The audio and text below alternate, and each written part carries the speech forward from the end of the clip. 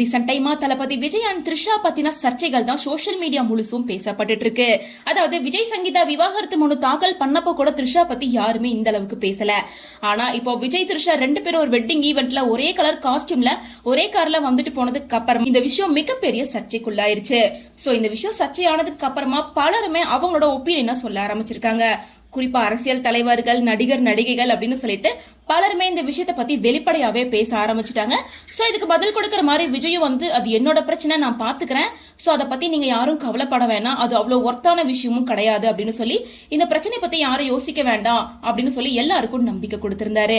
So விஜயோட இந்த speech viral ஆனதுக்கு அப்புறமா விஜய் த்ரிஷா எதுக்காக இந்த மாதிரி எல்லாம் பண்றாங்க, யார பழி வாங்கறதுக்காக இப்படி பண்றாங்க, பேசாம அப்படியே விடுறதா நல்லது, கட்சியில இருக்கவங்களுக்கே இப்போ குழப்பமாயிடுச்சு, விஜய் இப்படி பண்றாருன்னு சுத்தமா புரியல, இது சரி கிடையாது அப்படின்னு பலருமே விமர்சிச்சு பேச ஆரம்பிச்சிருக்காங்க.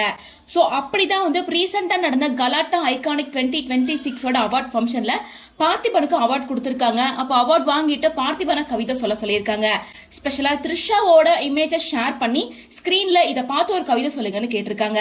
அப்ப த்ரிஷா ரீசெண்டா விஜய் கூட கலந்துகிட்டப்ப எடுத்துக்கிட்ட பிக்சரை ஷேர் பண்ணி கேட்கும் போது குந்தவை கொஞ்ச நேரம் வீட்லயே குந்த வச்சா நல்லது அப்படின்னு சொல்லி சோ பார்த்திபன் இந்த மாதிரி த்ரிஷாவை டைரக்டா அட்டாக் பண்ற மாதிரி பேசியிருந்தாரு.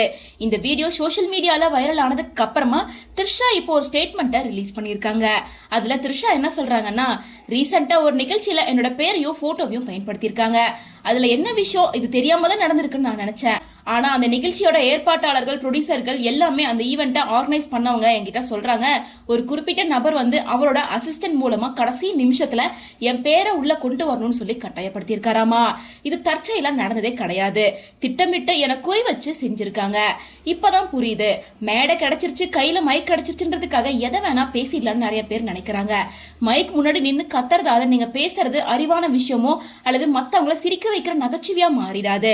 சொல்ல போனா அவங்க கிட்ட இருக்க முட்டாள்தனத்தை அந்த மைக் இன்னும் சத்தமா ஊருக்கே தம்பட்டம் அடிச்சு காட்ட போகுது, அவ்வளவுதான்.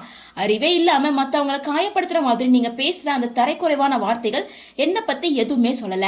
ஆனா அந்த வார்த்தைகளை தேர்ந்தெடுத்து பேசுற நீங்க எப்பேற்பட்ட ஆளு, உங்களோட தரம் என்ன அப்படிங்கறத இந்த உலகத்துக்கே தெளிவா காட்டுது.